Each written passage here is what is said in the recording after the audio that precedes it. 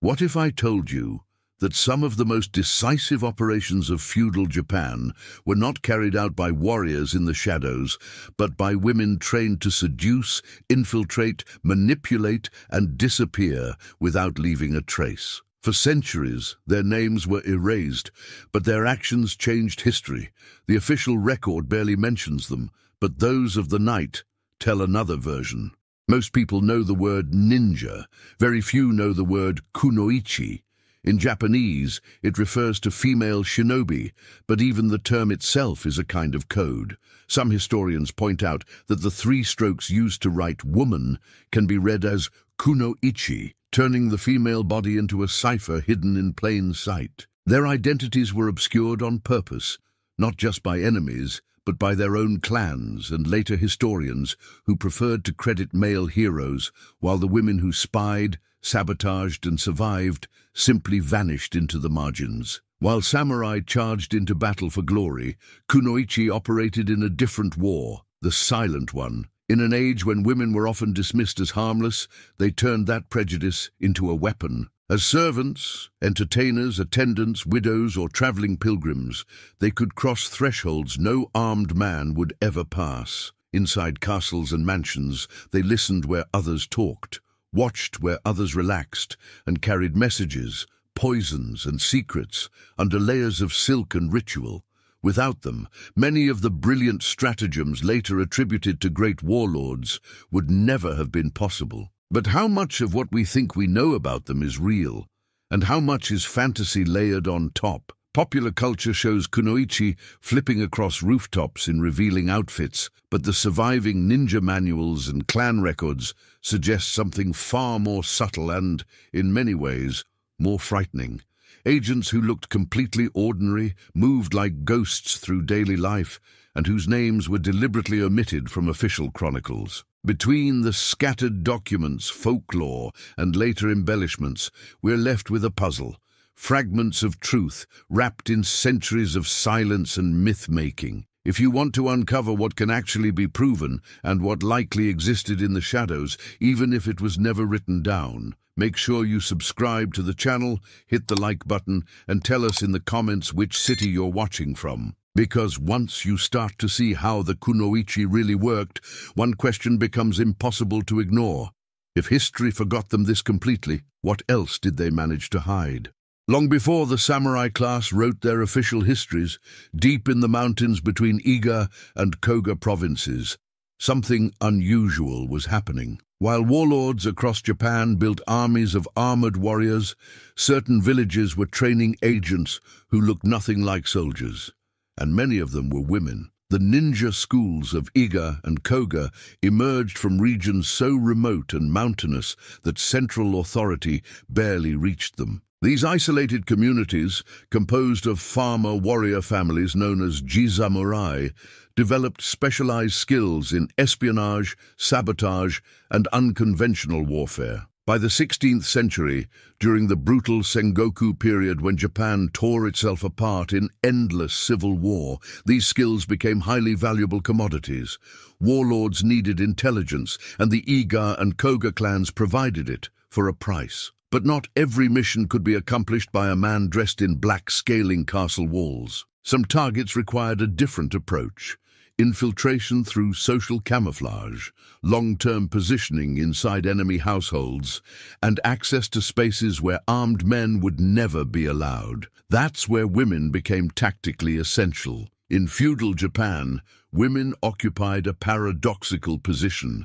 They were often dismissed as politically irrelevant, their movements and conversations considered beneath notice by male power brokers. Yet they moved through spaces men couldn't: private chambers, bathing areas, women's quarters in castles, religious pilgrimages, servant networks. This invisibility was not a weakness. It was a strategic advantage waiting to be weaponized. A male spy sneaking through a fortress risked death if discovered. A woman working as a maid, attendant, or shrine maiden could walk through the front gate, spend months gathering intelligence, and leave without ever being suspected. The kunoichi, female shinobi, didn't look extraordinary. That was the point.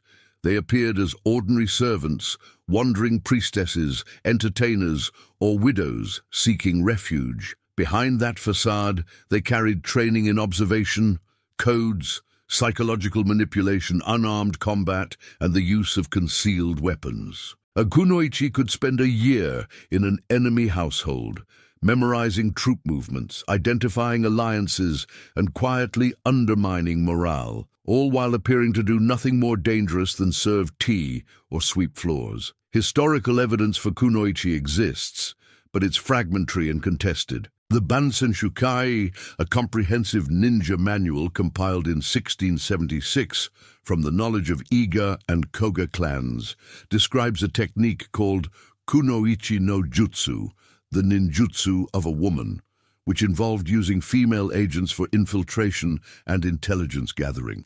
Some historians interpret this as proof that women were trained as active operatives. Others argue it simply meant male ninja sometimes recruited or manipulated women as unwitting sources. The debate continues, but what's undeniable is that the idea of female operatives was part of the ninja tactical toolkit. Religion played a surprising role in kunoichi training. Buddhism, and especially Shugendo, a syncretic mountain asceticism blending Buddhism, Shinto, and esoteric practices, were deeply embedded in ninja culture. Shugendo practitioners, known as yamabushi, wandered freely across Japan, often through dangerous or restricted areas, under the guise of spiritual pilgrimage. This same cover was used by ninja, both male and female. A woman posing as a miko, a Shinto shrine maiden or wandering priestess, could travel unquestioned, carry messages, and enter places forbidden to secular women. The spiritual camouflage was perfect, pious, harmless, and beneath suspicion. By the height of the Sengoku period, powerful daimyo began actively recruiting and financing kunoichi networks. The most famous example is Takeda Shingen, one of the era's most formidable warlords, who allegedly tasked a woman named Mochizuki Chiyome with creating an entire espionage network of female agents. Chiyome herself descended from the Koga ninja lineage, reportedly recruited orphans, war refugees, displaced women, and even former prostitutes, people society had discarded and wouldn't miss. She trained them in the arts of disguise, intelligence gathering, coded communication, and seduction, then deployed them across rival territories. Under Chiyome's leadership, this network allegedly grew to between 200 and 300 operatives, feeding Takeda Shingen a constant stream of intelligence that kept him ahead of his enemies. To outsiders, Chiyome appeared as a charitable woman, rescuing lost girls. In reality, she was running one of the most effective spy rings in feudal Japan. When Shingen died in 1573, Chiyome vanished from all historical records. Her fate, like so many kunoichi, deliberately erased. Other early figures are harder to pin down. Some records hint at female agents active in earlier centuries, but names and details were systematically obscured. This wasn't accidental. Ninja clans operated on the principle of secrecy, revealing identities endangered entire networks. For kunoichi, whose effectiveness depended on being underestimated and invisible, that secrecy was even more critical. If enemies knew a particular woman was an agent, her utility ended. Better to let history forget her entirely than risk exposing how she worked. The result is a historical blind spot. We know kunoichi existed in some form because the techniques are documented and a few names survived. But the full scope, how many there were, how often they operated, how many missions succeeded because of them, was deliberately kept out of the chronicles. Samurai wrote the official histories, and they had little interest in crediting women, peasants, or dishonorable tactics with their victories. So the kunoichi faded into folklore, their real contributions buried under centuries of silence. But silence doesn't mean absence. And as we dig deeper into how they were trained, one thing becomes disturbingly clear. The women who survived that training weren't just spies. They were human weapons, forged through methods most would consider unbearable. They were not trained to stand out. They were trained to be the person no one remembered seeing. For a kunoichi, the first lesson was not how to kill, but how to disappear in plain sight. Discretion meant more than keeping secrets. It meant learning exactly how much space to occupy in a room, how loudly to walk, when to speak, and when to become background noise. Silence was not just the absence of sound, but the art of listening without being noticed, pouring tea while absorbing whispered conversations, serving food while mapping relationships, sweeping floors while tracking who entered which room and at what time. Social camouflage required mastering the expectations placed on women in each setting, and then weaponizing those expectations. Appearance was a tool, not a limitation. A kunoichi learned how to read a man's assumptions in the first second he looked at her, and then decide whether to confirm them, subvert them, or break them entirely. Clothing, hairstyle, posture, even the speed of her steps could be adjusted to signal harmless, vulnerable, devout, or alluring. She practiced how to blush on command, how to tremble just enough to be pitied, or how to hold eye contact one heartbeat longer than normal to plant a hook in someone's mind. Her behavior in public became a costume she could change as easily as her kimono. Combat training for kunoichi was brutally practical. They were not expected to overpower armored samurai in open battle. They were taught to survive and finish fights that began at close range, often in confined spaces.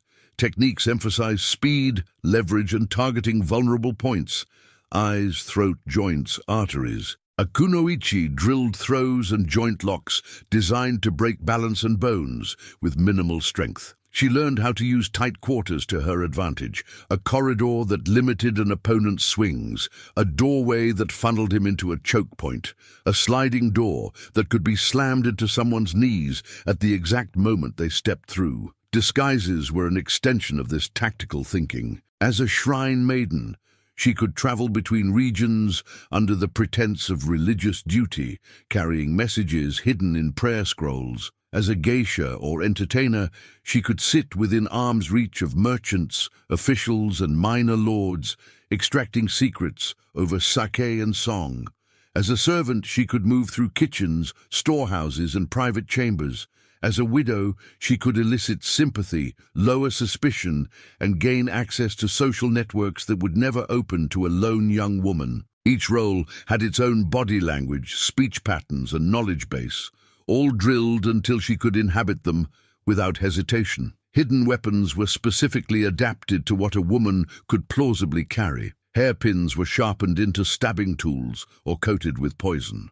Small blades could be sewn into obi belts, hidden in sleeves, or disguised as decorative accessories. Folding fans could conceal thin metal ribs capable of cutting skin or delivering toxins. Needles might be carried in sewing kits, perfectly innocent, until they were driven into exposed flesh at exactly the right moment. Even everyday objects, water buckets, brooms, wooden hair combs, could be turned into improvised weapons in trained hands. Psychology sat at the center of everything. A kunoichi did not just observe actions, she tracked emotional currents. Who resented whom?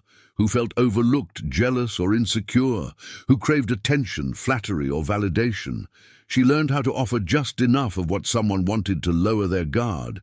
Sympathy for a lonely wife, admiration for a proud officer, silent understanding for a frustrated servant. Manipulation was rarely loud or dramatic. It was the accumulation of hundreds of small interactions that made people feel they had chosen to trust her, when in reality she had guided them step by step. Creating a false identity was not a weekend exercise.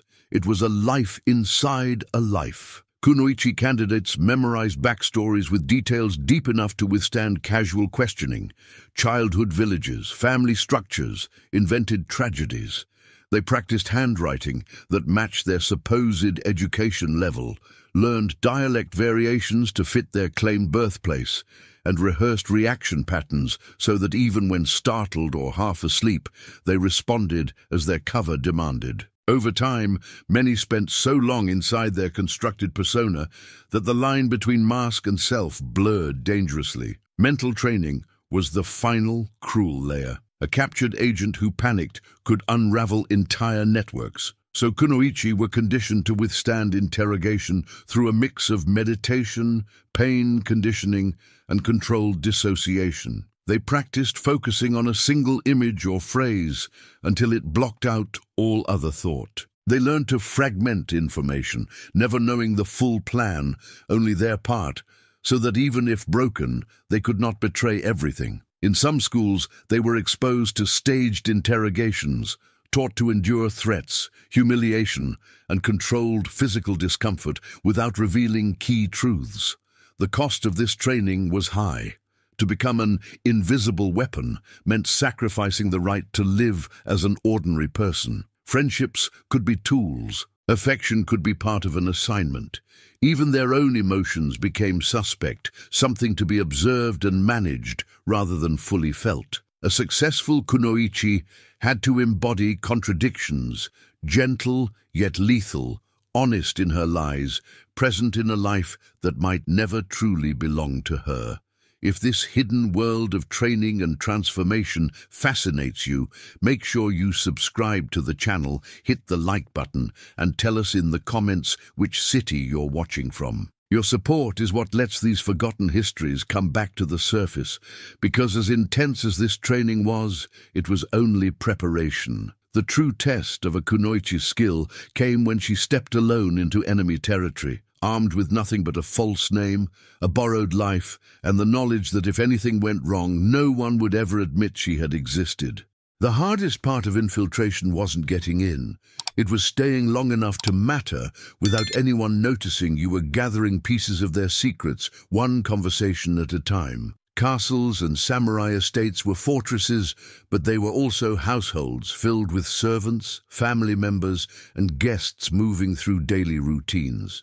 Kunoichi didn't scale walls at midnight.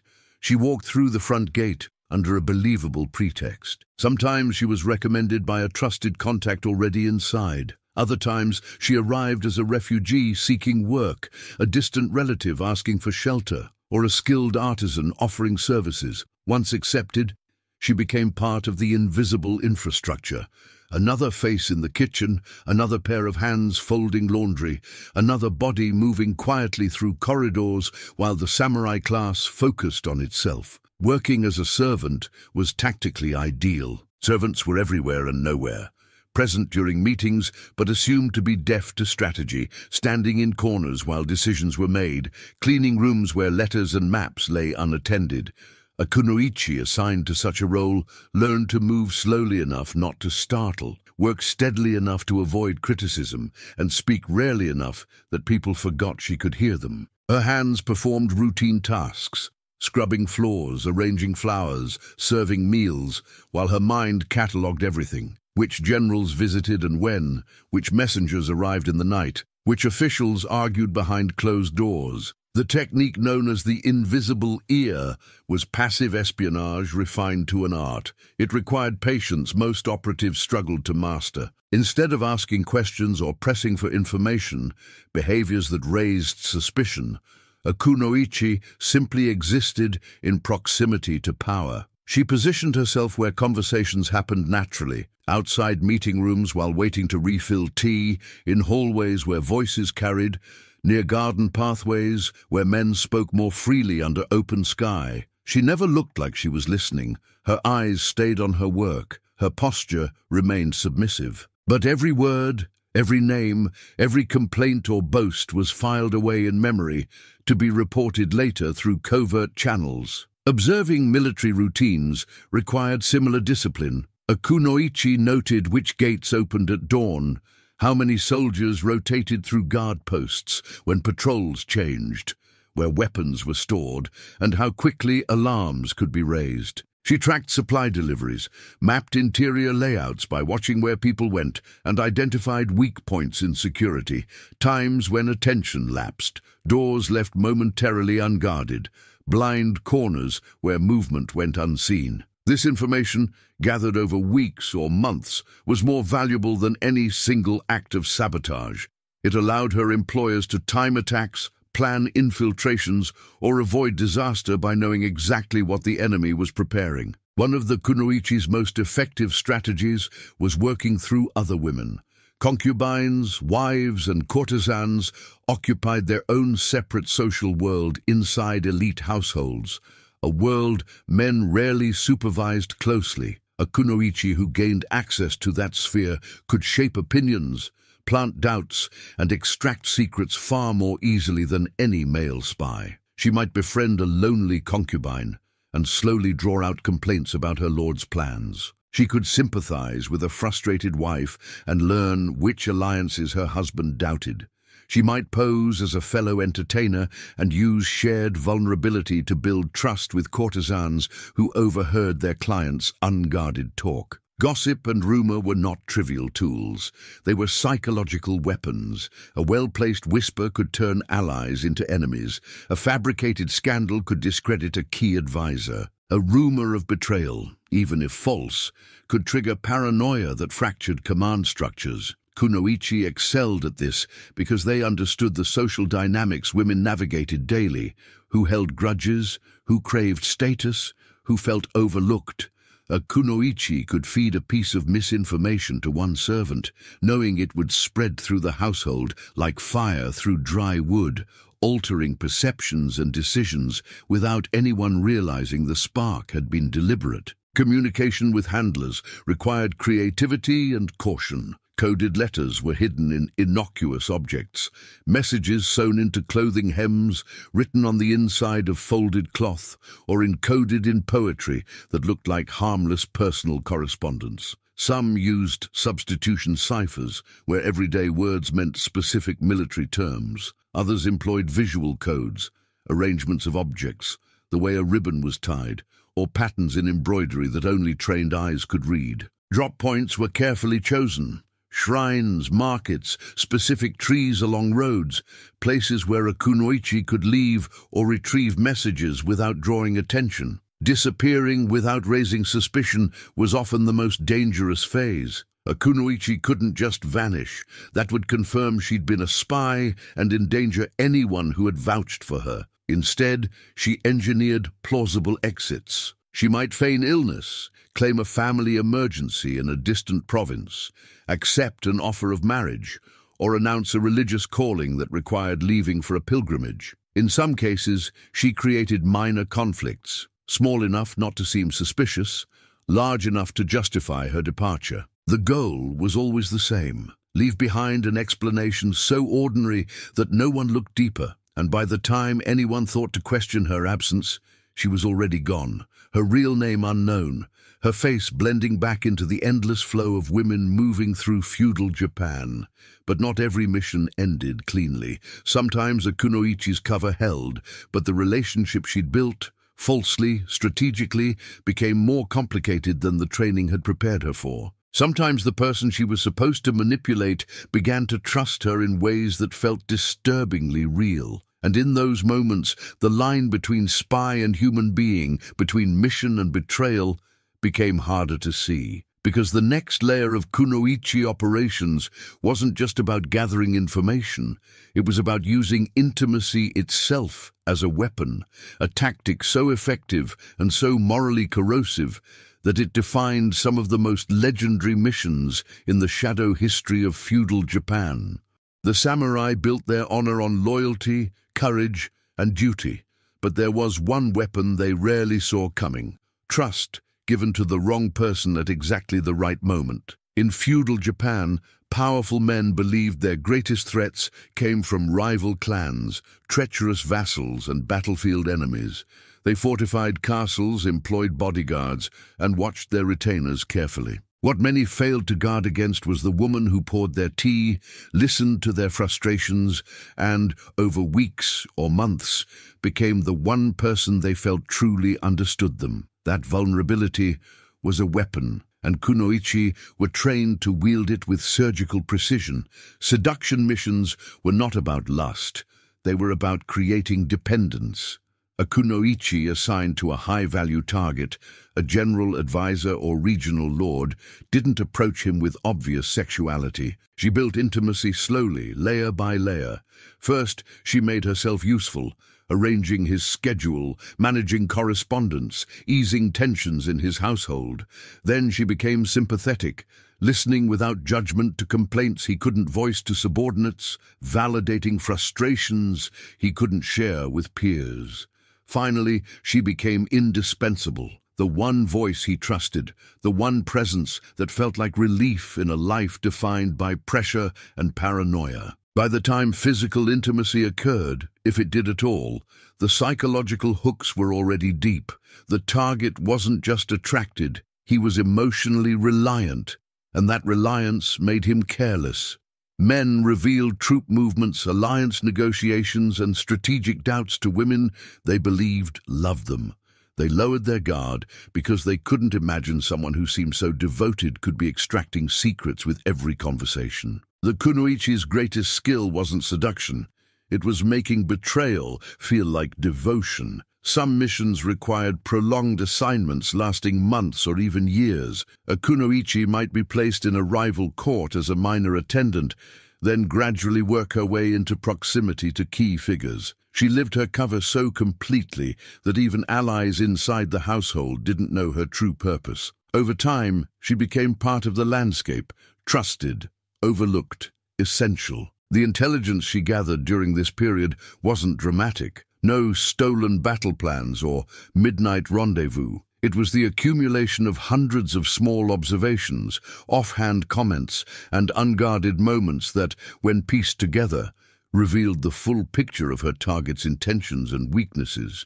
To protect themselves from the psychological toll, Kunoichi operated under strict internal codes. Emotional detachment wasn't cruelty, it was survival. Trainers emphasized that feelings of affection, guilt, or attachment endangered not just the mission, but everyone who depended on its success. A Kunoichi learned to compartmentalize. The woman she pretended to be could laugh, weep, or express devotion, while the operative inside remained cold, focused, and aware that everything she said and did was performance. Some succeeded at this split. Others found the boundaries eroding dangerously, especially on long assignments where the role became indistinguishable from life itself. Psychological sabotage went beyond individual seduction. Kunoichi, infiltrating rival courts, planted distrust like seeds in fertile ground.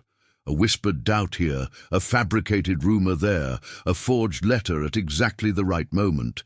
These could fracture alliances, trigger purges, or provoke internal conflicts that weakened enemies without a single battle. In one alleged operation during the Sengoku period, a Kunoichi, close to a powerful daimyo's inner circle, subtly amplified tensions between two of his top generals, feeding each man's paranoia until they turned on one another, crippling military coordination at a critical moment.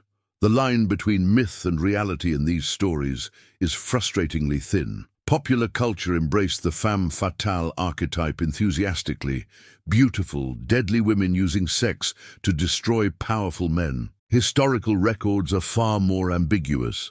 Some ninja manuals describe honey trap tactics without specifying whether they were commonly used, theoretical options, or exaggerated for dramatic effect. A few chronicles mention female spies influencing or manipulating officials, but details are vague and often framed in folklore rather than documentary precision. What we do know is that successful intelligence operations during the Sengoku era often involved information that could only have come from deep inside enemy households, and that women, by virtue of their access and perceived harmlessness, were ideally positioned to gather it. Whether every legend of a Kunoichi seducing a warlord is true matters less than the fact that the tactic was understood, documented in training texts, and feared enough that later sources warned men in power to be cautious around women of uncertain background.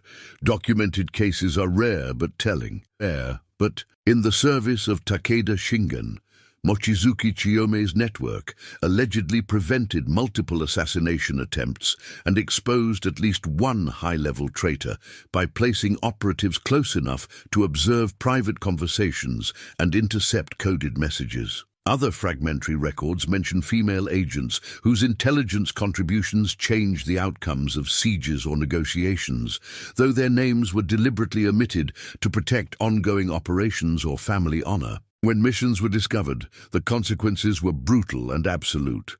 A Kunoichi caught in espionage faced torture designed not just to extract information, but to serve as public warning. Captured operatives were sometimes paraded before being executed. Their deaths meant to humiliate the clan that sent them and terrify others who might consider similar tactics. In some cases, entire households suspected of harboring spies were purged. The cruelty wasn't exceptional. It was standard counterintelligence in an era where betrayal meant existential threat. For the Kunoichi who survived these missions and returned, the psychological cost was immense. Many carried trauma, not just from the danger, but from the moral weight of what they'd done. Relationships built on lies, trust, weaponized, and people destroyed because they'd been vulnerable in the presence of someone trained to exploit vulnerability. Some withdrew into silence. Others sought solace in religious life, attempting to atone for actions they couldn't undo. A few simply disappeared, choosing anonymity over the impossible task of reconciling who they'd pretended to be with who they actually were. Because as effective as seduction and psychological warfare were, they weren't the Kunoichi's only weapons. When words and intimacy failed, or when a mission required something more immediate and final, they had other tools hidden in their sleeves, hairpins, and the folds of their clothing. Tools designed not to intimidate, but to kill quietly, efficiently, and without anyone realizing until it was far too late.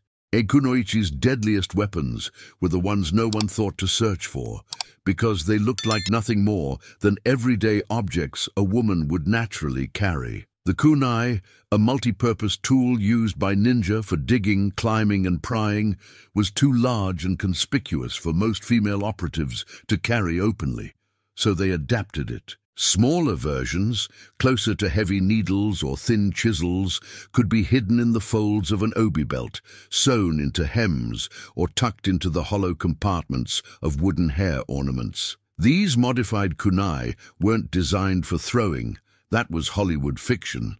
They were close-quarters stabbing tools, short, sharp, and capable of piercing vital points when driven into the neck, under the ribs, or into the soft tissue behind the ear. A Kunoichi could produce one in a heartbeat, strike before her target understood what was happening, and return it to concealment before anyone nearby registered the movement. Hairpins were perhaps the most elegant weapon of concealment. Every woman of standing wore them, elaborately decorated and entirely expected. But certain hairpins served dual purposes. Sharpened to needle points, they could be drawn and thrust into eyes, throats, or the base of the skull. Some were hollowed out to carry poison, either coating the tip for a scratch that would kill hours later, or holding powder that could be blown into a victim's face at close range. The psychological advantage was profound. A man might watch carefully for daggers or hidden blades, but he would never think twice about a woman adjusting her hair. Poison itself was a Kunoichi specialty. Open combat favored men with size and strength. Poison leveled the field. Plant-based toxins, derived from monkshood, hemlock, or certain mushrooms, could be prepared as powders, liquids, or pastes, applied to food, dissolved in drink, or even absorbed through skin contact. They killed slowly enough that the operative was long gone before symptoms appeared. Some poisons were designed not to kill, but to incapacitate, causing confusion, paralysis, or violent illness that made interrogation impossible and escape easier. Toxic perfumes, stored in small vials and applied subtly, could disorient or sicken everyone in a closed room. Irritant powders, thrown or blown, caused temporary blindness and choking, precious seconds for a kunoichi to flee or attack. Kaginawa, rope with a grappling hook, was standard ninja equipment, but women faced unique challenges using it. Upper body strength mattered for scaling walls quickly and silently. Kunoichi compensated with technique.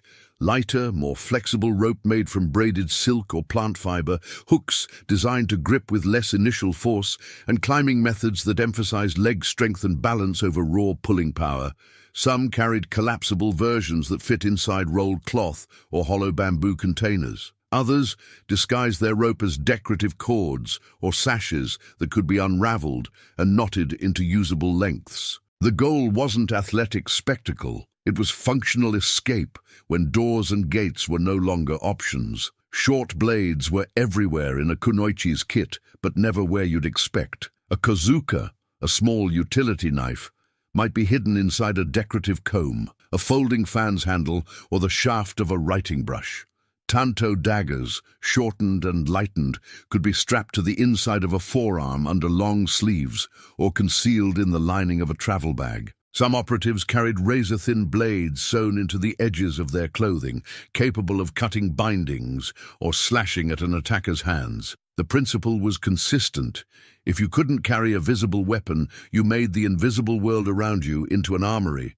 Fighting in confined spaces required abandoning any technique that needed room to maneuver. Kunoichi drilled scenarios where battles happened in narrow hallways, small rooms, or tight corners where an opponent's size became a disadvantage. They practiced using walls and furniture for leverage, tripping techniques that sent larger attackers into obstacles, and strikes aimed not at overpowering but at disabling, breaking fingers, crushing insteps, driving elbows into joints. The objective was never a fair fight. It was ending the threat fast enough to escape before reinforcements arrived. Escape tools adapted to women's clothing and social expectations included items that looked mundane but served tactical purposes. A metal hairpin could pick simple locks. A sash could double as a rope for lowering oneself from windows. Makeup powder could be thrown to obscure vision. Even a wooden comb, if made from dense enough material, could be used to strike pressure points or break small bones. These weren't exotic gadgets. They were everyday items repurposed through training and desperate ingenuity. But perhaps the most effective weapon a kunoichi carried was her body language itself. She could alter her posture to appear smaller, weaker, or more submissive, lowering threat perception until she was close enough to strike. She could feign injury, fear, or confusion to manipulate an opponent's response, making them hesitate, come closer, or turn their attention elsewhere. Micro-expressions, breath control, and the ability to cry or tremble on command were all tools for buying seconds of advantage. A man who believed the woman in front of him was terrified wouldn't expect her to be calculating the exact angle to drive a poisoned needle into his carotid artery. This arsenal of hidden, adapted and improvised weapons made the kunoichi nearly impossible to fully disarm. Even stripped of obvious tools, she could kill with objects found in any room. Chopsticks, hairpins, sashes, ceramics,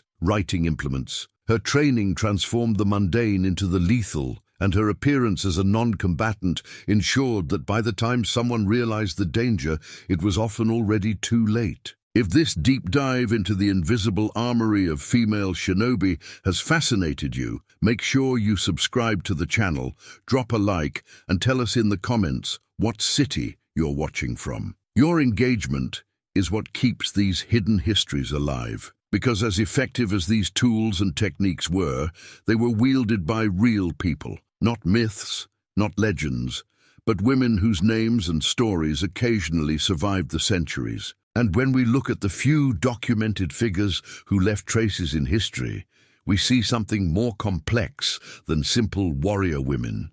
We see survivors, strategists, and shadows who shaped events far beyond what official chronicles would ever admit. Most kunoichi vanished so completely that history doesn't even remember they existed. But a few, through accident, necessity, or the sheer scale of what they accomplished, left traces too large to erase entirely. At the top of that list stands Mochizuki Chiyome, a woman whose story reads like both espionage masterpiece and cautionary tale about what happens when someone builds a network too effective to ignore. Born into the Koga ninja lineage and married into the Mochizuki family, itself connected to the shinobi clans of Shinano province, Chiyome was uniquely positioned when her husband died in battle, leaving her a widow with skills, connections, and nothing left to lose. Around 1561, the powerful warlord Takeda Shingen allegedly approached her with a proposition: create and lead a network of female spies to feed him intelligence across rival territories. What Chiyome built was brilliant in its cruelty and efficiency. She didn't recruit from elite families or train volunteers seeking adventure. She targeted society's invisible, orphans left by war, refugees displaced by burned villages, former prostitutes cast out of brothels, and young women with nowhere else to go. To the outside world, Chiyome ran a charitable refuge, rescuing fallen women and teaching them skills to re-enter respectable society. In reality, she was running a shinobi academy disguised as social work. The women she rescued became her operatives, trained in espionage, disguise, coded communication, and whatever else the mission required. Her recruitment strategy was psychologically devastating and tactically perfect. The women she gathered had no families to protect them, no status to lose, and often no better options than what Chiyome offered: purpose, training, and a network that valued them in ways society never had. That combination of desperation and belonging created loyalty stronger than any paycheck. Within years, Chiyome's network reportedly grew to between 200 and 300 operatives spread across central Japan. They worked as servants, shrine maidens, entertainers, and travelers, each one a node in an intelligence web feeding information back to Takeda Shingen and keeping him steps ahead of his enemies. The operations carried out by this network remained mostly secret, but fragments survived. One story, passed down through regional histories, tells of an infiltrator placed inside a rival daimyo's household who uncovered a high-ranking officer preparing to betray his lord during a critical campaign. The intelligence reached Takeda forces just in time to prevent an ambush that could have shattered their position. The traitor was quietly eliminated. The battle proceeded as planned, and the Kunoichi, who saved potentially hundreds of lives, returned to her cover identity without anyone outside the network knowing what she'd done. Other Kunoichi allegedly prevented wars before they started.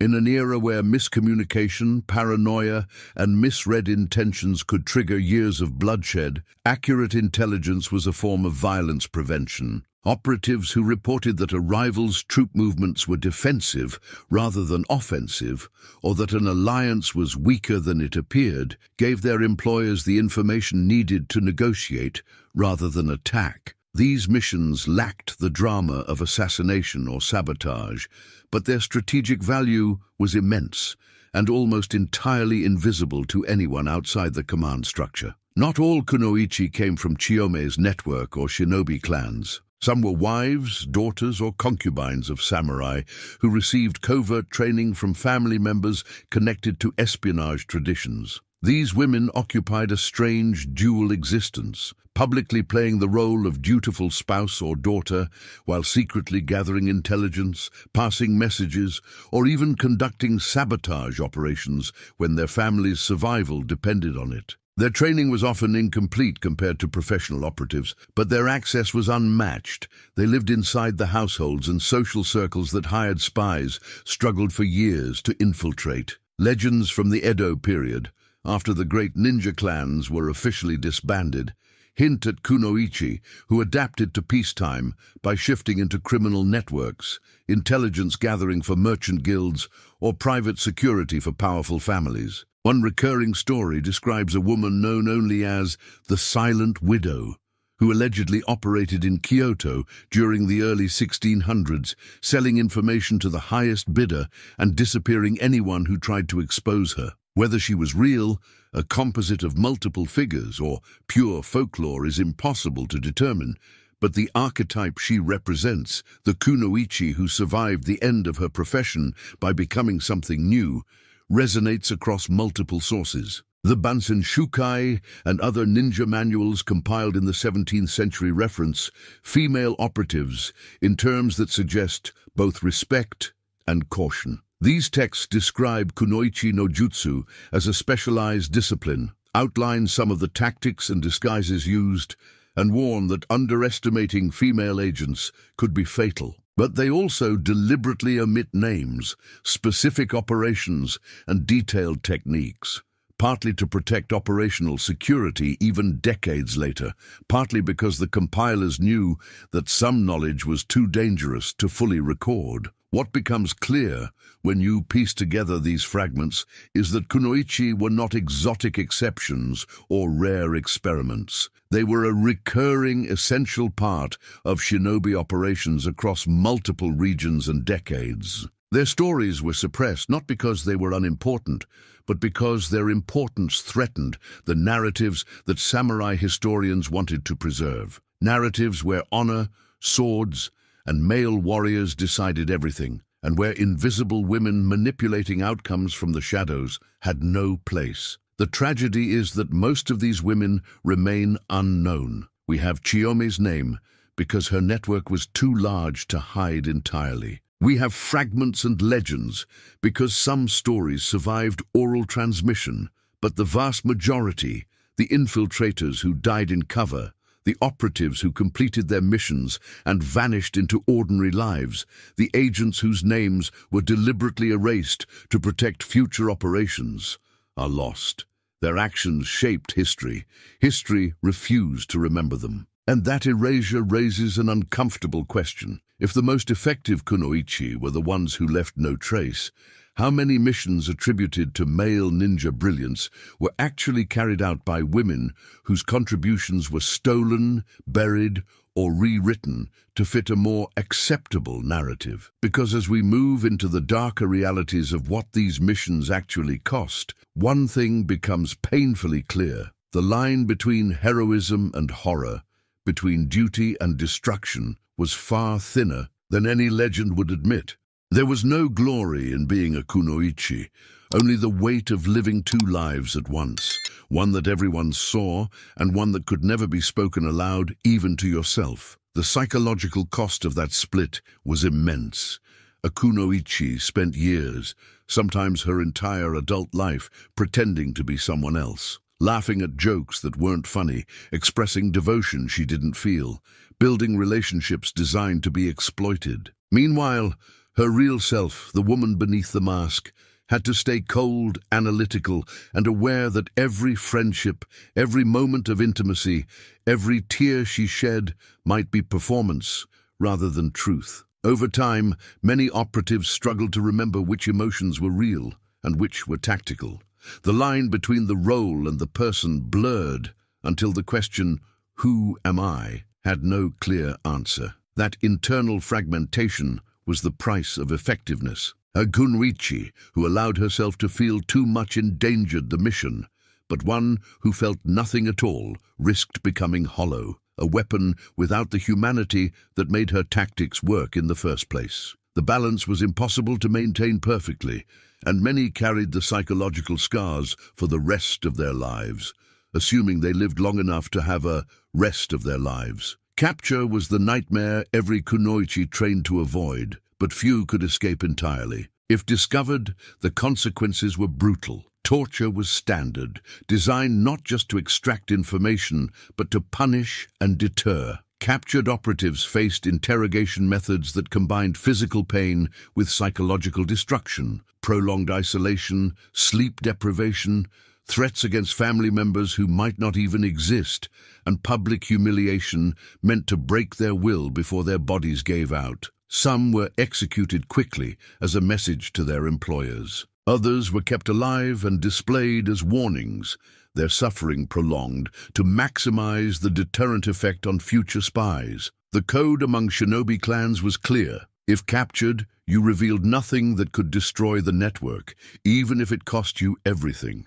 Many kunoichi carried poison, hidden in jewelry, sewn into clothing, or stored in hollow teeth as a final escape. Death by one's own hand was preferable to torture that might break operational security or endanger other agents. That choice, To die rather than risk betraying people you might not even know personally was both an act of loyalty and a measure of how little value the system placed on individual survival compared to mission continuity. Morally ambiguous operations were the norm, not the exception. A kunoichi might be ordered to seduce a man, gain his trust over months, then either betray him to his enemies or kill him herself when the time was right. She might infiltrate a household, befriend the women there, learn their secrets, and then use that intimacy to destroy them. She might be tasked with spreading false information that triggered internal purges, knowing innocent people would die as a result. There were no clean hands in this work. Every success carried a moral cost that training acknowledged but rarely addressed. The line between espionage and assassination was often crossed without ceremony. A kunoichi sent to gather intelligence might receive new orders mid-mission, eliminate the target if an opportunity arose. The tools she carried for self-defense became tools for execution. A poisoned needle meant for emergencies became the method for a quiet death no one would trace. The psychological shift from spy to killer was supposed to be seamless, but for many it wasn't. Taking a life, especially one you'd spent months gaining trust from, left marks that no amount of training fully erased. Stories survive of kunoichi who sacrificed themselves to save their villages or clans. In one account, an operative embedded in an enemy household learned of an imminent attack on her home region. Unable to send warning without revealing herself, she set fire to the mansion, triggering chaos that delayed the enemy's departure long enough for her people to prepare defenses. She died in the flames, her identity never confirmed, her name never recorded. Whether this story is history or legend matters less than the fact that it was understood as possible, that the system expected and accepted such sacrifices as part of the operational cost. Confrontations between rival kunoichi were rare, but particularly vicious when they occurred. Two operatives embedded in the same location, each unaware of the other's true identity, might find themselves in direct competition. Or worse, each ordered to eliminate the other once their respective handlers realized the overlap. These battles were fought not with swords in open ground, but in whispers, poisoned cups, and accidents that removed threats without raising alarm. The victor was the one who recognized the threat first and acted with enough ruthlessness to survive. Eternal silence was not just encouraged, it was enforced. Kunoichi, who completed high-risk missions and survived, often disappeared from all records immediately afterward. Some were relocated to distant regions under new identities. Others were quietly eliminated by their own employers to ensure they could never be captured and forced to reveal what they'd done. The cruelest irony was that the most successful operatives were the ones history forgot entirely, their effectiveness measured by how completely they vanished. Even those who lived long enough to retire faced impossible choices. They could never speak of what they'd done.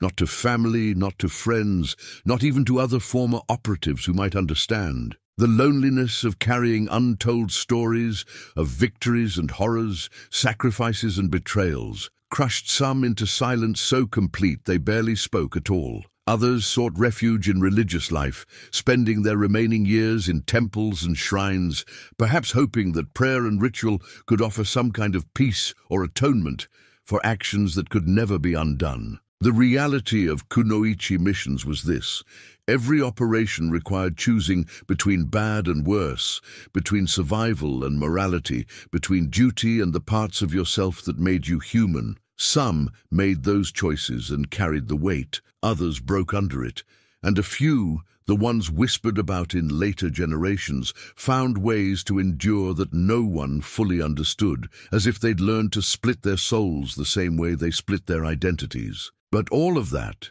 the sacrifice, the silence, the psychological destruction, rested on a foundation that was always fragile, the continued existence of the shinobi system itself. Because when the wars finally ended and Japan entered a new era of forced peace, the question facing every kunoichi wasn't, how do I complete the next mission? It was, what happens to a weapon when there's no one left to fight?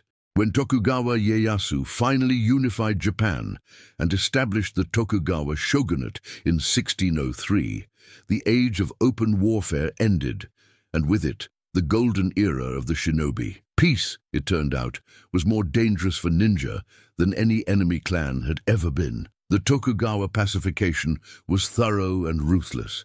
For over a century, Japan had been consumed by the Sengoku period, where warlords fought endlessly for territory and survival. In that chaos, ninja clans thrived, selling intelligence, sabotage, and assassination services to whoever could pay. But the new shogunate didn't want competitors in the shadows.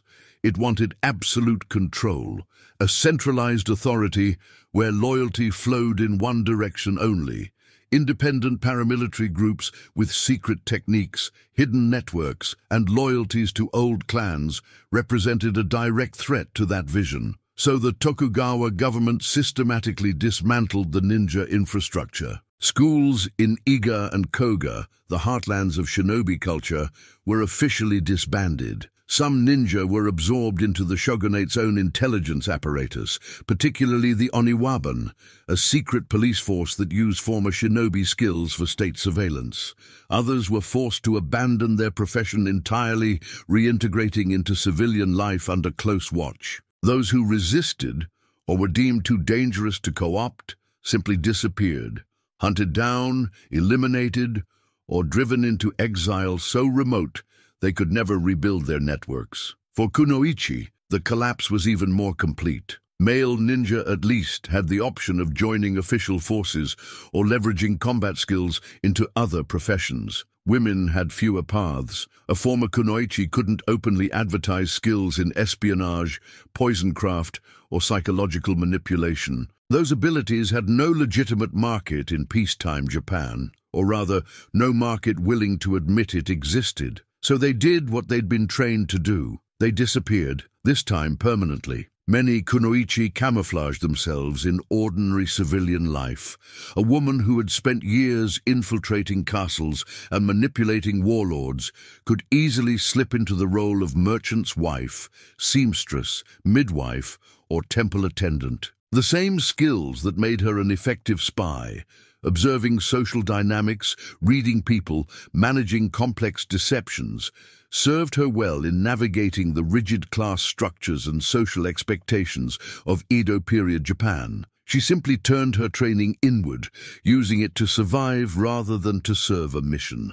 Arranged marriages became both refuge and prison for former operatives. Families with ninja connections sometimes married their daughters, including trained kunoichi, into households far from their home regions, severing visible ties to the past. These marriages served dual purposes. They provided the women with legitimate identities and social cover, while also ensuring that dangerous knowledge didn't concentrate in one place. A kunoichi married into a farming family in a distant province was unlikely to ever meet another former operative, much less organize resistance or resume clandestine work. But the marriage itself was often a new kind of mission without an end date. The woman had to maintain her cover perfectly, forever. One slip, a reaction too fast, a skill too practiced, a piece of knowledge too specific, could raise questions she couldn't answer without endangering herself and anyone who knew her past. So she performed domesticity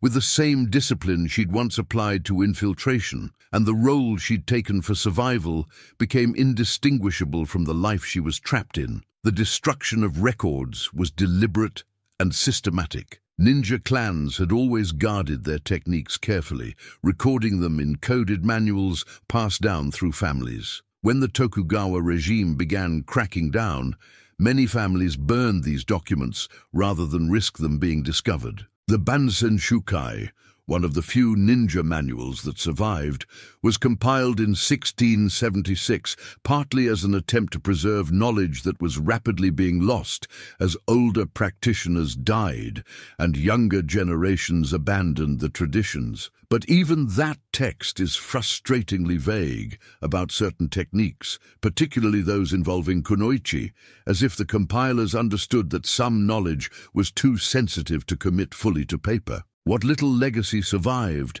was transmitted secretly within families. A grandmother might teach her granddaughter certain breathing exercises, herbal remedies, or methods of reading people's intentions, never explaining where these skills came from, presenting them as old family wisdom rather than shinobi techniques. Certain crafts and professions became repositories for fragmented knowledge. Herbalists who knew far too much about poisons, entertainers with unusual physical control, seamstresses whose stitching could hide messages in patterns. The full context was lost, but pieces endured, hidden in plain sight. The near-total disappearance of female references from ninja history wasn't accidental, it was structural. When the Tokugawa shogunate wanted to legitimize its own history, it allowed certain sanitized versions of ninja lore to circulate, often framing them as loyal servants of past lords rather than mercenaries and spies. But those narratives focused almost exclusively on male figures. Women's contributions were systematically erased or downplayed, partly because acknowledging them would complicate the Confucian ideals of female behavior the regime was actively promoting. Admitting that women had been trained killers, master manipulators, and autonomous agents with authority over life and death decisions didn't fit the image of docile, obedient femininity that Tokugawa society demanded. So their stories were silenced, not through direct prohibition, but through omission, dismissal, and the slow erosion of memory as generations passed, without anyone willing to speak openly about what their grandmothers had done. If you're following this journey into the parts of history that were deliberately forgotten, make sure you subscribe, hit the like button, and tell us in the comments which city you're watching from. Your support is what keeps these buried stories from vanishing completely. Because the Kunoichi didn't truly disappear, they just transformed. And in the centuries that followed, as Japan opened to the world and new technologies reshaped culture, the image of the female shinobi would be reinvented, romanticized, and repackaged in ways the original women would barely recognize. The question is, does the modern version bring them back to life or bury them under a different kind of myth? The Kunoichi, who survived history's erasure, would barely recognize the version of themselves that dominates modern culture. Somewhere between forgotten operatives and today's pop culture icons, the image was rebuilt, but into something very different from what it had been. Film and anime are largely responsible for the modern Kunoichi archetype. Starting in the mid-20th century, Japanese cinema began exploring ninja stories with increasing fantasy. By the time anime exploded globally in the 1980s and 90s, Kunoichi had been transformed into hypersexualized, acrobatic warriors in skin-tight outfits, wielding oversized weapons and performing impossible aerial stunts. Shows and films depicted them as seductresses with supernatural abilities, tragic anti-heroes torn between duty and forbidden love, or deadly assassins whose femininity was both their disguise and their weapon. These portrayals weren't entirely baseless. They drew from fragments of real Kunoichi tactics like seduction, disguise, and psychological warfare. But they exaggerated, romanticized, and stripped away the brutal realities, the trauma, the moral compromises, the erasure. What remained was spectacle. The Kunoichi became fantasy fuel, dangerous, beautiful, mysterious, and ultimately safe to consume, because she existed in fiction rather than history. Social media and cosplay culture accelerated this reinvention.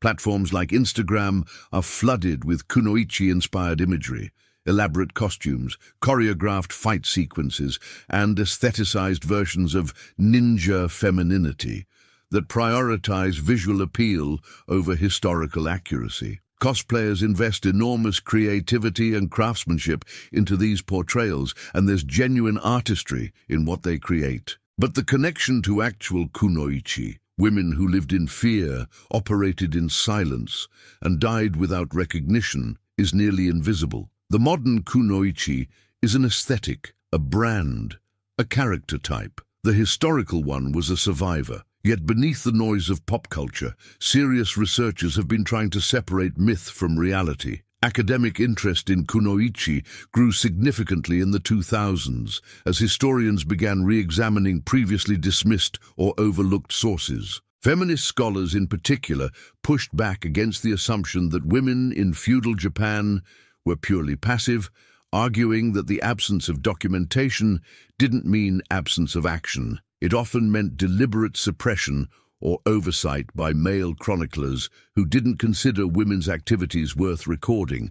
Documents like the Bansen Shukai, previously read primarily for male ninja techniques, were reassessed with closer attention to references about female operatives. Regional histories and clan records were combed for mentions of women in espionage or intelligence roles. Oral traditions, folklore, and family stories, long dismissed as mere legend, were reconsidered as potential repositories of suppressed history. The picture that emerged wasn't complete, but it was more substantial than earlier generations had acknowledged. Yes, Kunoichi existed. Yes, they were trained. Yes, they operated. And yes, their contributions were systematically minimized. This academic shift coincided with broader cultural rediscovery of women's roles in feudal Japan. As scholars uncovered evidence of female samurai, warriors, castle defenders, and estate managers who had been written out of history, the Kunoichi fit into a larger pattern.